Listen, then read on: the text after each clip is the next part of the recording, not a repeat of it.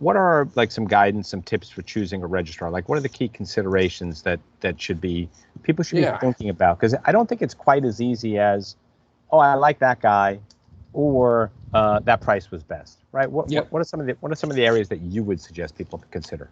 It's really hard because sometimes you just can't get into the heads of the people who do make decisions. But the things you need to look for, obviously, is the maturity of that registrar. How long have they been around? How many audits have they undergone?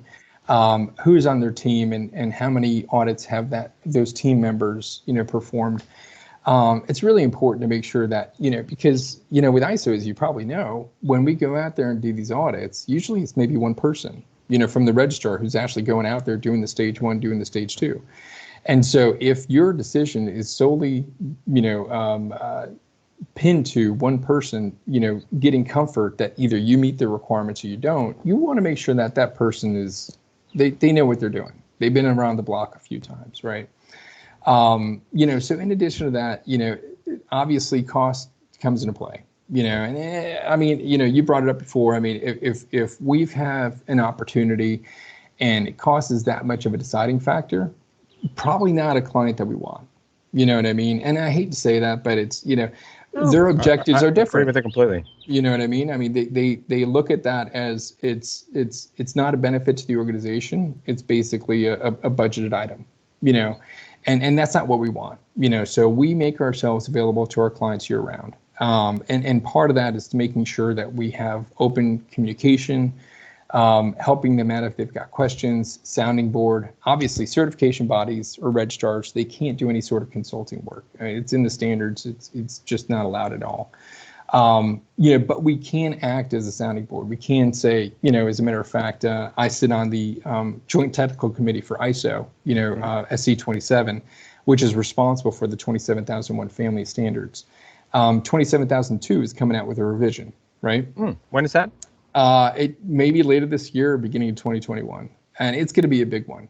Really? So yeah, it's very interesting. Very interesting. I did not know that. And this could, John, this could be another podcast. But so making that information available is not only helpful for us. You haven't done that good a job in this podcast, and you're anxious for another one already.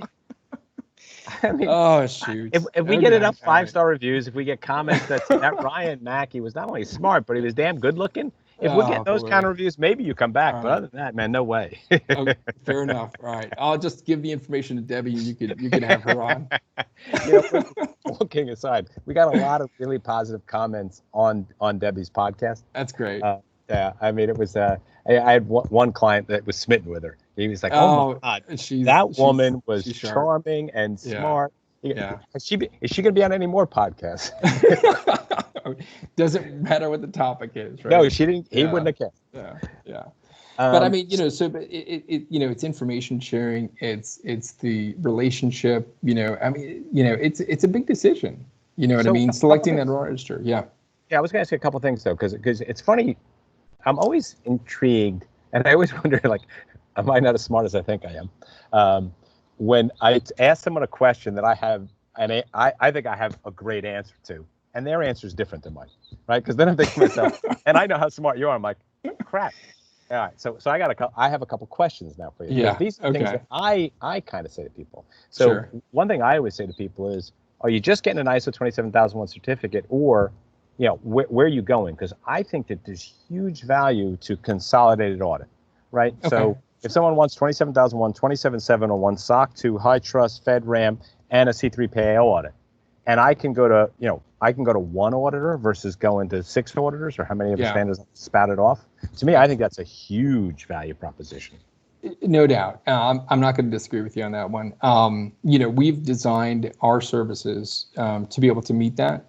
So we've got cross-trained team members, for ISO, SOC, FedRAMP, PCI, everything else, because, especially with 27001, when we do have the control set in play, there's so much commonality, between just the basics there.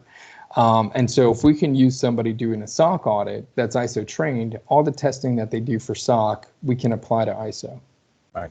Yeah. Right. And again, I always tell people it may not save you a ton of money, maybe a little bit, but it's going to save them a lot of time, right? Because Yeah, even absolutely. if you're like I've Yeah. been, I've been involved in audits where, your group is sent in two auditors because there's enough disparate nature. But what you're doing is you're interviewing the same person at the same time. The common stuff is being asked all at once. They're both using that. And then just the separate things. So again, you're still being so much more respectful of their time and effort.